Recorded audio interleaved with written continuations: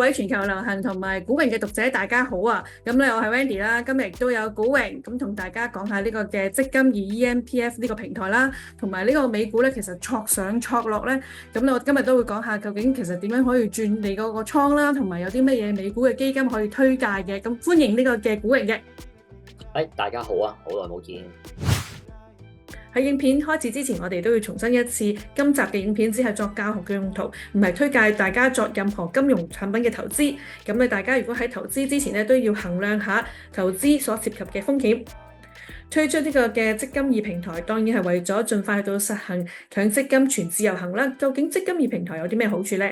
咁我估其實就即係 eMPF 嗰個平台咁，即係可能都嚟緊最緊要啦。我估下半年開始啲大企業即係雲理啊、匯豐啊、友邦啊，咁呢啲比較多打工仔用嘅受託人會加入啦。咁其實佢哋就應該預咗今年所有MPF 嘅戶口都會轉晒落去個積金易平台㗎啦，咁所以應該今年內就應該會開始，大家可以透過個積金易平台可以打理翻自己嘅強積金啦。以前就因為太多，大家可能換咗好多份工，咁有太多個戶口，咁而佢哋往往都係用啲書信啊、即係郵寄啊咁樣去理，咁大家可能都覺得麻煩啦，咁所以完全冇理。咁而家其實一個平台就你會見翻晒所有你而家以前嘅 MPF 戶口啦，咁即係方便你整合啊，又或者你可以即刻用手機去轉換，咁唔使話好似而家咁樣仲咁費事失事啦。不過我覺得最重要嗰樣嘢就係可能你方便咗你之後就換基金換受託人嗰個時間啦。而家可能你快極都可能要即係2-3個禮拜，咁可能用咗積金易之後，應該個時間會快咗。咁同埋個行政費，佢哋聲稱就話可能會減少咗嗰啲文書啲行政費用啦。咁有機會嚟嗰個基金換理費會平啲嘅，係咯。咁即係詳細呢啲，我可能陸續之後就會再講翻啦。咁而家加入咗嗰啲都係比較啲細嘅公司啦，即係可能係萬全啊，又或者係東亞咁樣咯。咁呢啲我覺得就佢哋可能會摸熟咗，咁然後即係嚟緊當比較大間啲，可能嚟緊信安啦，信安應該5-6月就會轉噶啦。咁呢啲就可能會對於打工仔嚟講，可能會俾一個大嘅影響咯。係咯，明白。咁我都仲有信安嘅戶口，同埋即係宏利啊呢啲都會喺即係年底嗰啲先至會加入啦咁樣。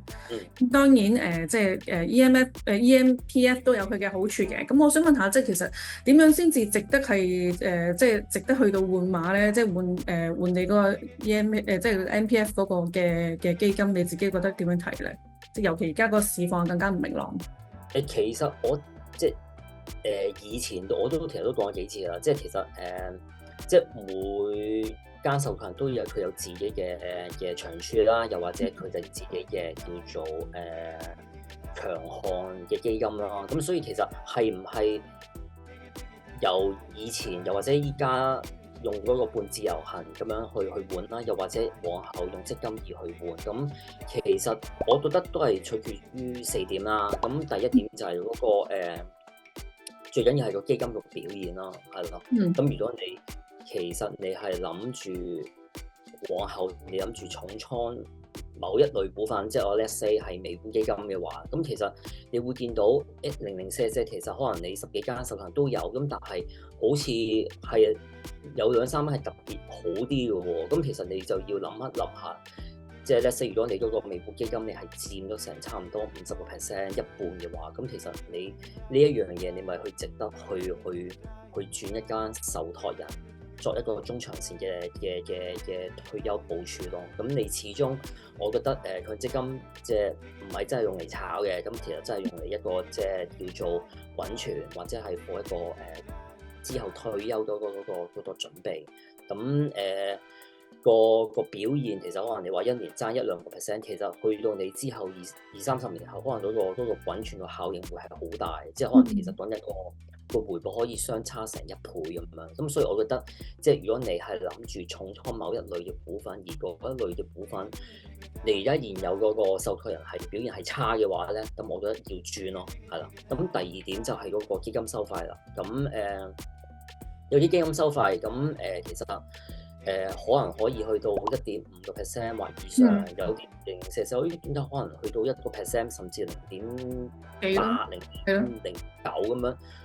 咁你就要睇一睇下，其實係咪真係高收費咧，就會等於高表現咧？咁我發覺就唔係咯。咁呢啲其實係即係，我覺得係往往係一個品牌效應，又或者係佢哋有啲包裝上嘅嘢咯，即係可能你識得包裝，又或者多人識覺得佢嗰個 market share 大，就以為好。咁其實我覺得就唔一定嘅，係啦。咁呢一樣嘢，我可能我用翻一個美股基金作一個例子同大家講咯，係咯。咁第三點就係你轉嗰個額，其實係唔係一個比較大嘅冧心咧 significant 咧？即係例如我講，即係如果你純粹係轉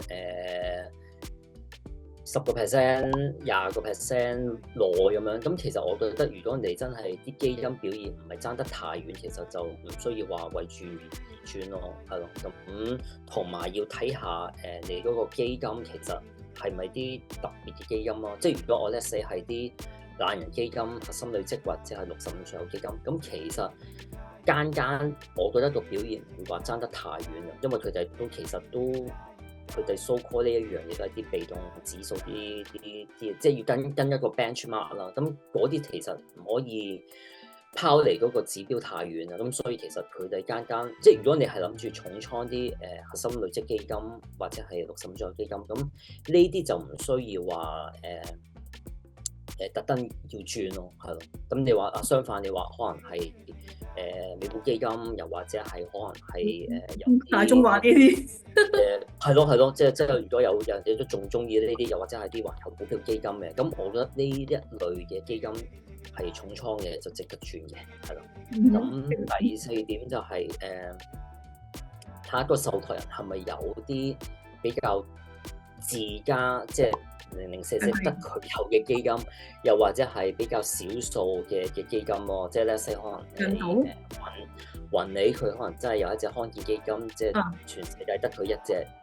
間有嘅。咁你話我真係會好想買呢啲，咁你唔係買啲咯，係啦。咁又或者係呢幾年可能日本股票基金咯，對得比較好啦。咁其實坊間其實得3間有，唔係咁多間有嘅咋。係啦，咁你即係如果你係想配置一部分，即係10%、20%，咁你咪值得可以依家用半自由行又好，或者你嚟緊用積金易嘅平台去轉，咁其實我覺得都冇問題嘅，係咯。其實都係嘅，因為咧，即係譬如可能，因為而家都其實我身邊都有好多人都仲係用緊呢個嘅即係大中華港股啊，但係其實佢哋都唔係好嗰個嘅即係收費啦，咁變咗其實咧呢幾年可能要蝕嘅都蝕得都幾勁，即係當然啦，近排啲港股又再升翻多少少，咁可能佢都會個心理關口裏邊都覺得好少少嘅，但係每年咁樣扣1-2%扣落去嗰個嘅收費咧，其實你都好金下，即係呢幾年都好啦咁樣講。係啊，咁所以希望個積金易加入。即係嚟緊全面實施之後，咁嗰啲受託人會開始慢慢減翻啲收費啦。咁依家你平均都要1.幾個%，咁其實都算係貴嘅。咁即係你話出邊啲美股指數基金，即係其實講緊係0.1個%都唔使噶嘛。咁變咗係個好多個回報係俾呢啲咁嘅使費蠶食咗咯，係咯。咁所以就希望慢慢會好翻啲咯。唔係佢用 EMPF 嘅話，其實都唔使咁多人啦，即係已經佢個平台裏邊已經搞掂晒，你可以轉倉啊成嘅話，咁基本上人手上面都唔使咁多嘅。嗱，應該咁樣講，即係佢哋當然佢哋可能會覺得話未必咁快減到，咁但係我覺得好多時候其實真係要睇嗰個表現而決定咯。係啦，即係如果你真係嗰一間係做得特別好，而佢又唔係話真係好龍頭啊，即係頭幾大咁樣，可能細細間，咁佢又喺某一類基金做得好，咁我覺得可以藉住呢啲去做咯，即係其實市場都係要透過競爭先至可以佢哋促使佢哋去減收費啊，或者係加強嗰個表現咁樣咯。咁啊，美股基金咁，今集我哋都會講啦。咁其實美股基金點樣揀咧？即係你係咪即係要睇下佢啲業績啊？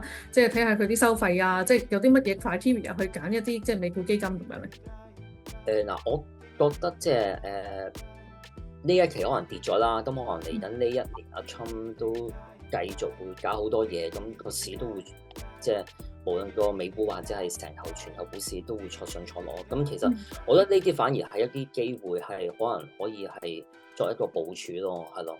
咁可能我覺得揀美股基金有3點啦，要有留意翻啦。咁其實係大家係要啲被動嘅指數基金啊，定係啲主動嘅減股基金咧？呢個第一點啦。咁第二點就係睇翻嗰個啲 track record 啦，啲過去嘅表現啦。咁唔好睇一年或者係今年到而家咁樣。咁其實睇長少少啦，3年去到5年。咁如果呢3至5年其實都會見到，其實喺一個咁波動嘅市況，佢都跑贏。咁其實就證明佢自己本身係有啲賣點啦，係啦。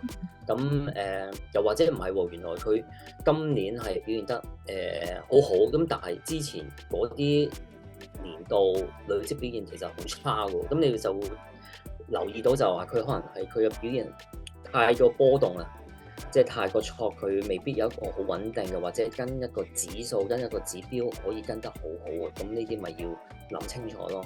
咁第3點，我覺得都係之前提過一樣嘢，就係嗰個收費啦。即係係咪越高越好咧？咁喺美股嗰個，我覺得係完全就係相反嘅，反而係越平越好啊。係咯，咁我嚟緊可能會再解釋多少少啦。咁你有啲咩嘢推介咧？即係雖然而家話挫上挫啦咁樣，咁有啲咩推介嘅即係美股基金，你覺得係都值得俾啲讀者？其實我之前就都可能。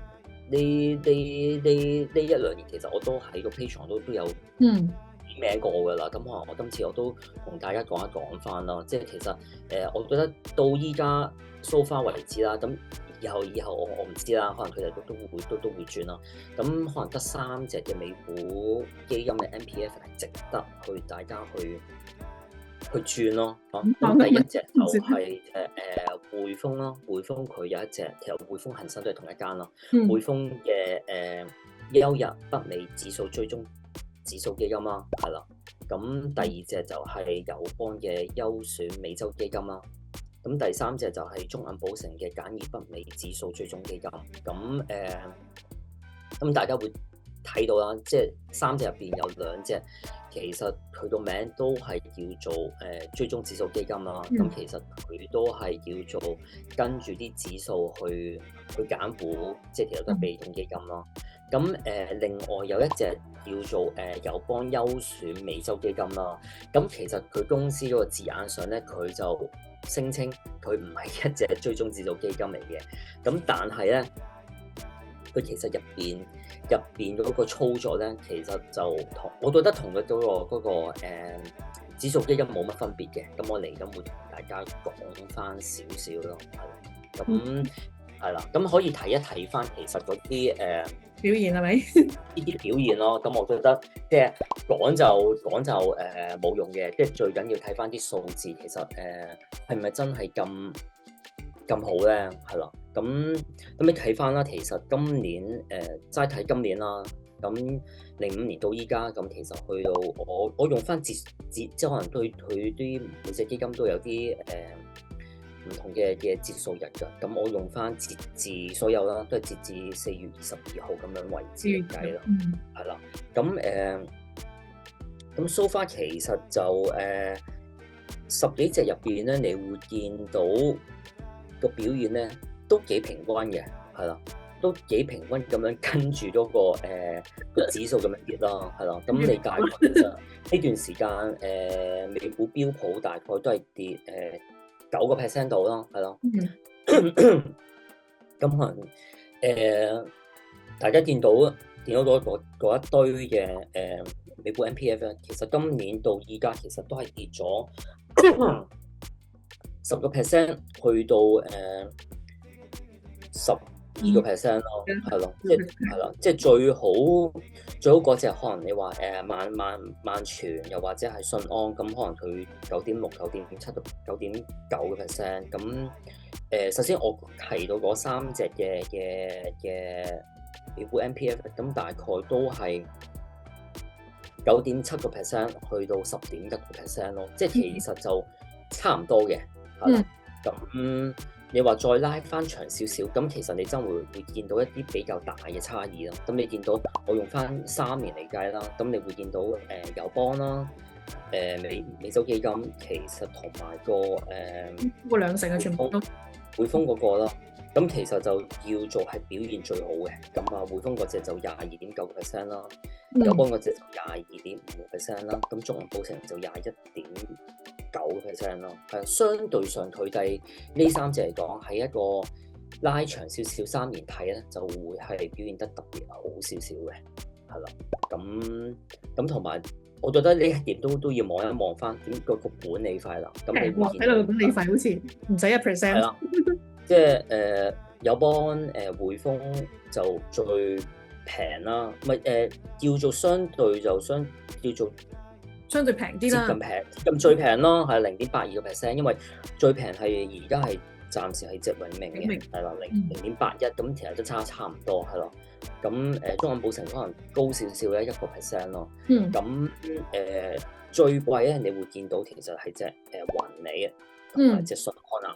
咁雲理而家其實收成差唔多1.8%嘅，咁但係你可以睇翻佢報啊，其實今年到依家係最差嘅，係啦，即係你輸緊12%。咁你話過去嗰3年，你話21.8% 都唔係話最好咯。咁即係呢一樣嘢就我首先點解話即係係咪？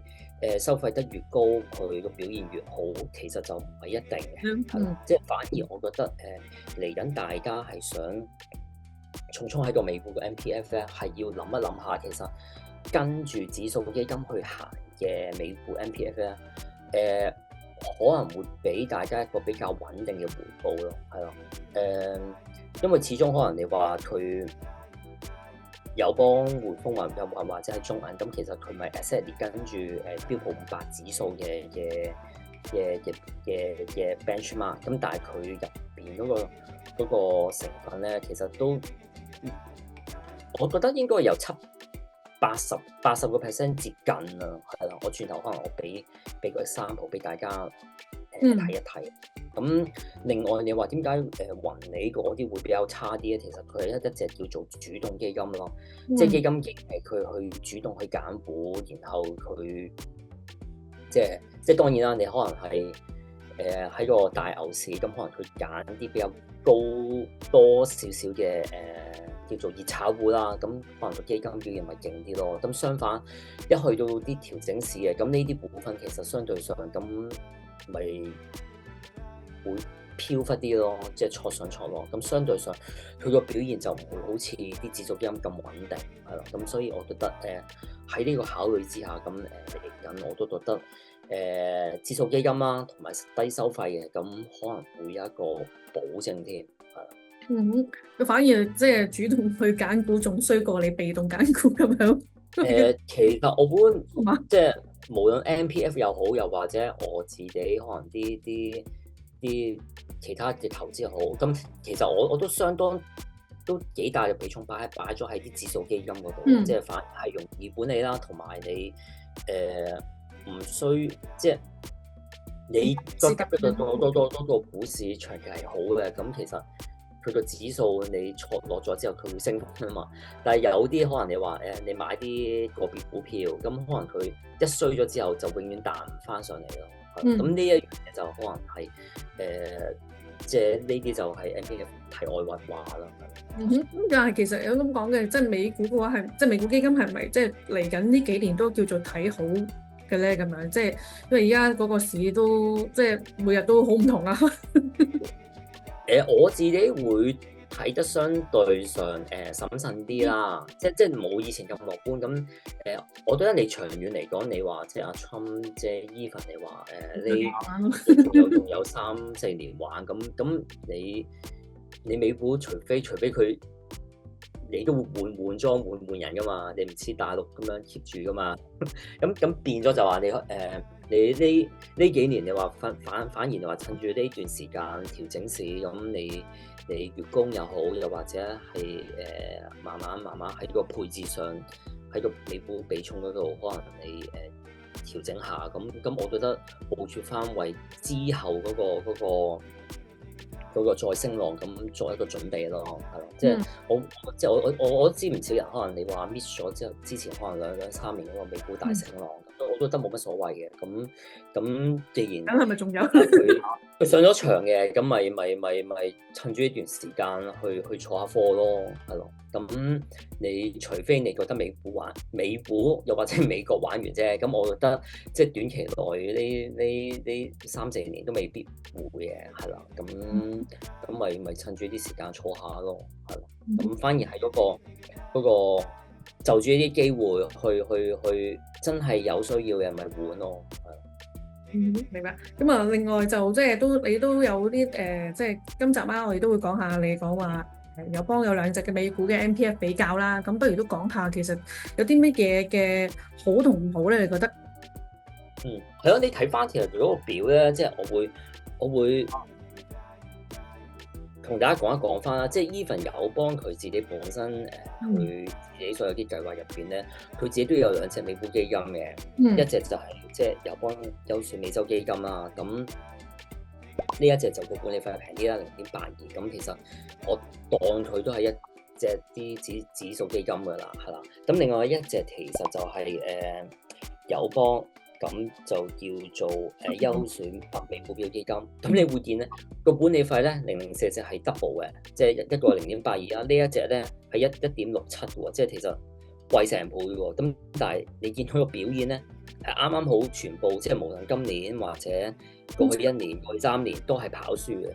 咁即係呢一隻嘢咧，就即係由北美股票基金，其實係啲主動基金嚟嘅，即係其實就係啲基金自己揀股，咁揀完之後都吸唔上啲指數基金，咁大家就會知道其實即係基金經理就唔需要神化佢嘅，即係未必真係個個都好似好犀利咁樣，咁其實真係都會跑輸翻嗰個大市咯。咁你都講兩隻基金其實究竟係買啲乜嘢？係咯，咁呢一個我覺得可以當一個即係 example 解釋俾大家聽咯，係啦。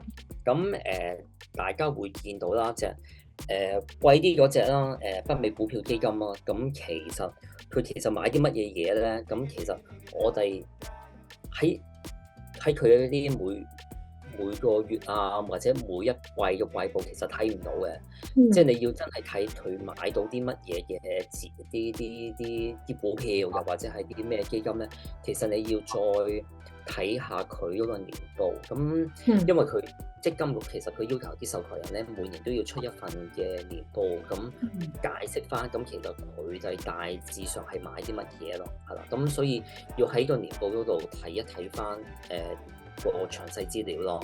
咁年報嗰度其實會有滯後嘅，咁我而家其實都只可以揾到佢出到都係23年去到11月底嗰個年報咯。咁其實佢北美股票基金主要係買3隻嘢啦。咁第一隻就係 iShare 啲核心標普指數500指數啦。咁其實簡單啲嚟講，其實就係啲 S&P 500嘅 ETF 啦，係啦。咁呢個佢買得唔多嘅，即係買得3%咯，係咯。咁另外2隻咧，一隻就係摩根怡安美洲基金啦。咁呢一個就佢喺成個北美指數嘅 MPF 嗰度就佔咗20%啦。咁最重倉就係佢叫做一隻柏瑞美國股票基金啦，就係佔咗75%啦。嚇，即係其實佢由呢3個基金去砌成一個叫做北美股票基金啦。咁所以其實佢就係足夠砌上去，只不過佢最重倉嗰2嚿咧就其實喺出邊買啲基金嘢，即係叫啲出邊嘅基金經理幫佢砌基金咯。咁變咗就話，係啦，即係其實呢兩隻都係啲主動基金，咁變咗佢就係未純粹睇翻嗰個基金表現咯。即係你 MPF 個表現，其實你都會預咗佢呢兩隻都唔係跑贏到個指數㗎啦，係啦。咁再睇翻隻美洲基金啦，咁隻美洲基金咧，其實就好簡單嘅。咁其實佢得佢純粹買即係佢就係買兩隻 ETF 啦。咁一隻咧就係 iShare 恒生標普500指數 ETF 啦。咁其實呢一隻咧，嘢咧，即係我睇翻先，大家都可以喺嗰個美股度買到㗎。咁啊，嗰個代號咧，其實就係叫做 IVV 啊，係啊，IVV 係啦。咁係啦。咁呢一個其實如果大家出去買咧，就咁用美股嗰個戶口。